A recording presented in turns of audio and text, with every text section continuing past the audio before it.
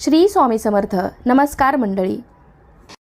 चैत्र शुद्ध प्रतिपदा हा दिवस आपण गुढीपाडवा म्हणून साजरा करतो. तर या दिवशी विजयाचे प्रतीक म्हणून घराच्या अंगणात गुढी उभारली जाते. गुढी ही आनंदाचे, मांगल्याचे, सौख्य समाधानाचे आणि चैतन्याचे प्रतीक मानले जाते.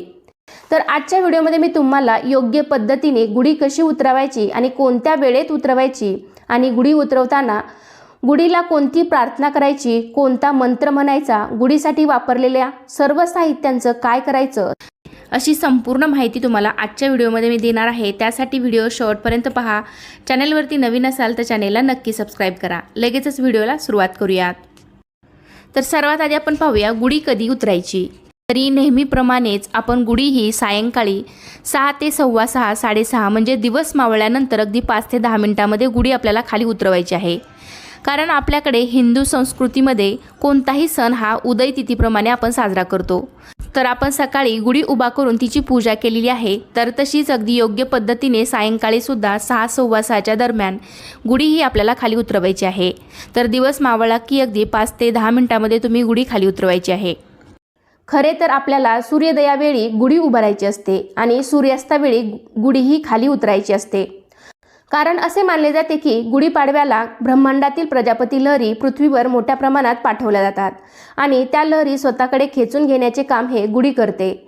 तसेच आपल्या गुढीच्या वरच्या टोकाला जो तांब्याचा तांब्या लावलेला असतो, तर ते तांबे हा धातू या लहरी स्वतःकडे आकर्षित करतो आणि या तांब्याचे मुख खाली असल्याने या लहरी घरामध्ये प्रवेश करतात आणि आपल्या घरामध्ये शुभ आणि सकारात्मक प्रवाह हा घरामध्ये येतो.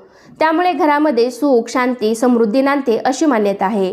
आणि पुढे याच तांब्याच्या तांब्यामध्ये पाणी पिल्याने आरोग्य निरोगी राहते.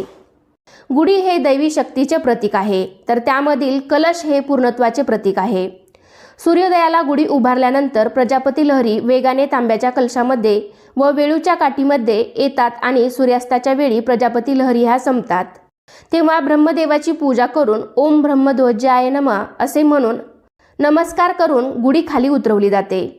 आपण जेव्हा गुढी उतरवून घरामध्ये आणतो तर कलशामधील प्रजापती लहरी घरामध्ये प्रवेश करतात. यामुळे आपल्या घरामध्ये सुख, शांती, समृद्धी, आरोग्य नांदते. आणि आपण गुढीपाडव्याच्या दिवशी मुख्य दरवाजावरती आंब्याच्या पानांचं लावलेलं तोरण हे मांगल्याचं प्रतीक आहे. गुढी आपल्याला सूर्योदयाच्या वेळी उभी करायची असते. सूर्योदय झाल्यानंतर तुम्ही अर्ध्या तासाच्या आत गुढी उभी करू शकता. शक्य होईल तितक्या सकाळी लवकर गुढी उभी करावी आणि सूर्यास्तानंतर लगेचच 5 ते 10 मिनिटांमध्ये गुढी ही आपल्याला खाली उतरवायची आहे. कारण सूर्यास्तानंतर वातावरणामध्ये 1 ते 2 तासात वाईट शक्ती या